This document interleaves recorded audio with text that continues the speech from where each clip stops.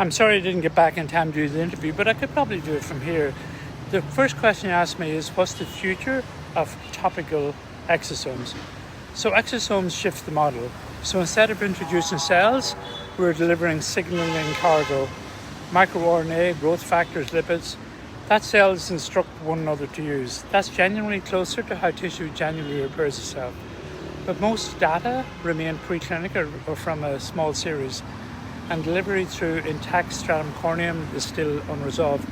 I expect exosomes to become a meaningful adjunct, particularly post-procedure when the barrier is temporarily open rather than a standalone anti-aging cure.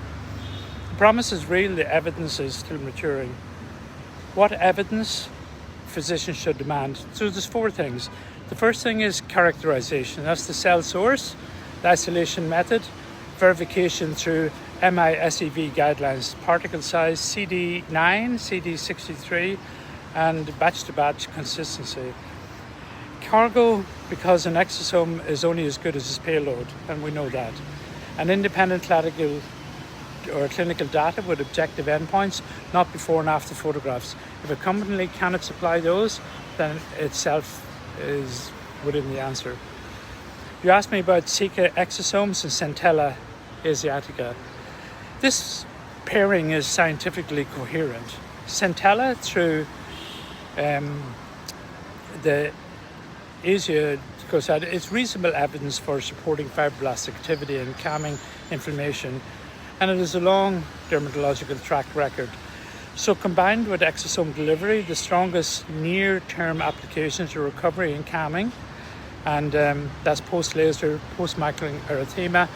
And I'd build a case around barrier repair and inflammation rather than, I suppose, dramatic rejuvenation claims, because that's where the biology actually aligns.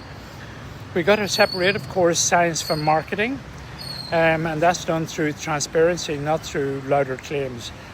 Publish the characterization data, disclose what you do not yet know, submit to independent evaluation. We've watched this cycle before. A promising technology is often oversold, results disappointed, the whole category suffers. A company that positions its product as a grounded thing. Sorry, I'm getting run over here, but don't worry. Thanks. So physicians have to safeguard themselves, I suppose, against companies that are partnering with those that respect that. So I expect a bright future for exosomes. Some of the claims have still to be validated.